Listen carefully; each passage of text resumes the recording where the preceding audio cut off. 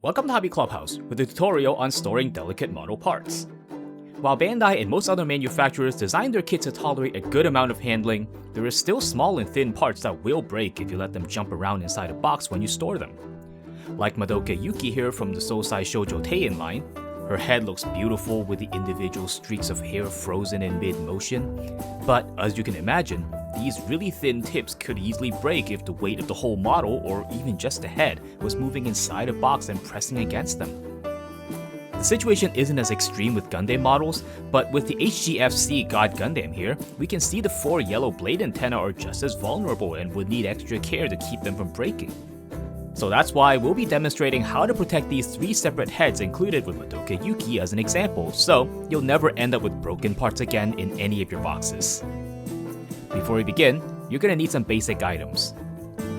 First, you'll need a knife or some box cutters. Next, you'll need some double-sided tape or some glue. Third, you'll need a ruler. Next, you'll need a box from any model kit. Lastly, you'll need a pair of scissors, but this is optional. First, let's take the bottom tray from our model box that we're going to use. It can be any similar tray, or you can even use the top lid as well. But I like this bottom tray here because it doesn't have any printing on it and it's nice and tidy. Take the parts that you want to store and test out the room that they're going to need. In our case, we have all these 3 heads, but really, for your case, it may very well be just one thing that you want to store. When you have a rough idea of how much space you'll need, you'll want to mark the space that will become the side of the new tray. Here, I simply use the width of this clear ruler because that seems to be enough clearance for storing these particular heads. It's going to be different depending on the parts that you're going to be storing, and you don't want too much extra room for the parts to get knocked around in. Next, we want to take this side of the tray apart, and we won't be needing all this bit here. And maybe I should have done this first before drawing the lines, so you can work a bit smarter than I did here. But now we have better access to mark the walls of the short end here.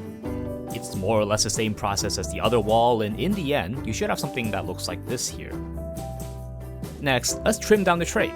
We'll cut along the long wall here, and I'm using a steel square here for a more accurate cut, but it's fine if you just use a regular ruler. The tray doesn't have to be super accurate and precise. We want to trim this side of the tray as well. I didn't mark it here, but you can mark a line to be sure you make the cut accurately. Then, we'll trim this short wall with a simple straight cut all the way to the end. And here I cut this out of sequence by accident. It's better to make this cut here first, so we'll trim off all of this extra bit of the box away nice and clean. Then after that cut, we should make the second cut. That's the height of our new tray's wall. But nevertheless, we end up with this flap here that's attached to our side wall, and this is what we want for this other side too, so let's make the same cut over here. We'll be making the same flaps on this side here as well, so I've preemptively made this small cut here in this part. So here we want to mark our wall for this side, and again here I'm using the width of my ruler, so it's pretty quick. Let's mark the parts we'll be trimming off really quickly before we go ahead and actually do the cuts. These cuts can be at very awkward spots, so make sure you be careful when using your knife. Let the sharp blade do the cutting and don't push down hard with your hand or else the blade will slip and jump and cut you quite badly. So here's an overview of our tray so far.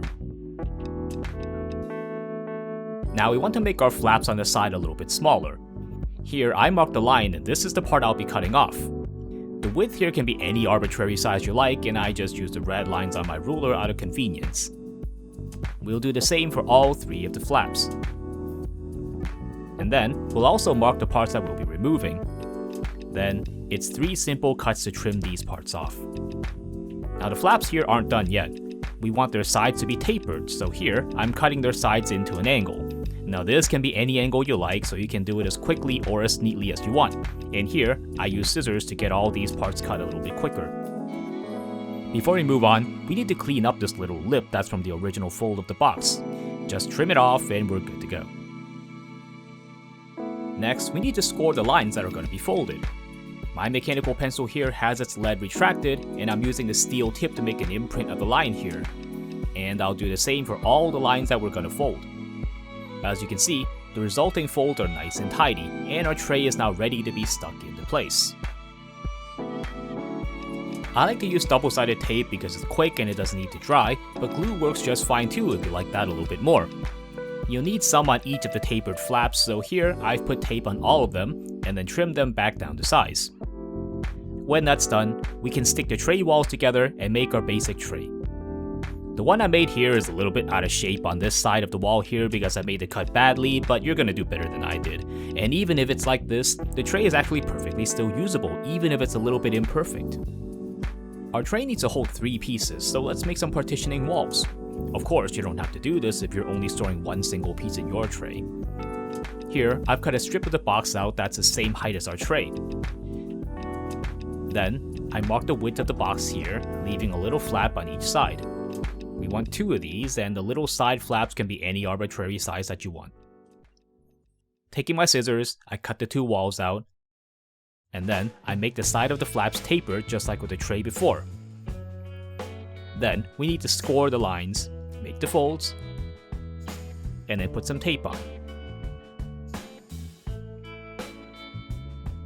Placing the part into the tray, we get an idea of where the walls ought to be. It's better to test this out first like I did here, and when you're happy with it, you can go ahead and tape it all down. And sadly, I didn't do a very good job here looking through my camera, so hopefully you'll do a better job in this slanty thing here. But with both walls in place, we have our tray in its completed form. Now our tray needs a lid so the parts won't fall out all over the place. If you've seen my video on reducing model box sizes, this part here will be very similar.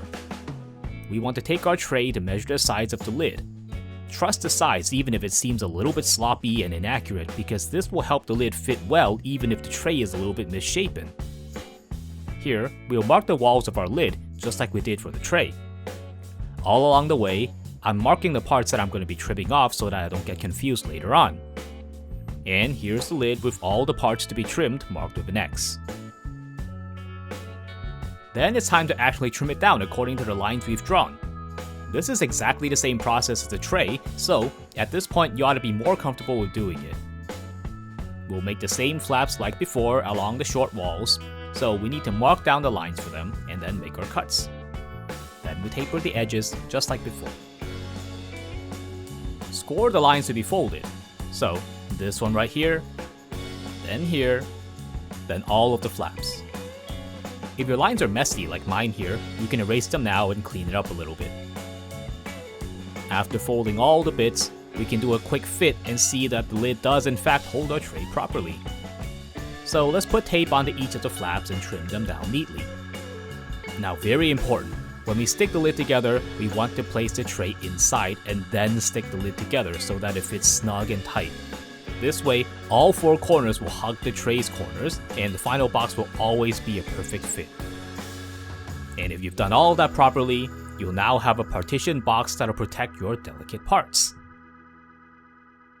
But maybe you'll immediately notice that sure, it's a smaller space, but if we put the parts in and close the lid, they'll still rattle around, and that's not very good. So let's fix this final thing. All you need to do is take some tissue. Mine are square sheets, so I cut them into halves, but you'll need to experiment a bit for the size that works best for what you have to store. I roll the paper up to a loose tube, and the key here is to fill up the gaps and spaces just enough so that the parts won't bounce around too much. You don't have to completely fill up the space, and you only need to cushion it enough to prevent violent bumps against the sides. Here, I've wrapped all 3 of Madoka's head parts, and they can probably be padded even more, but I'll leave it at this for now.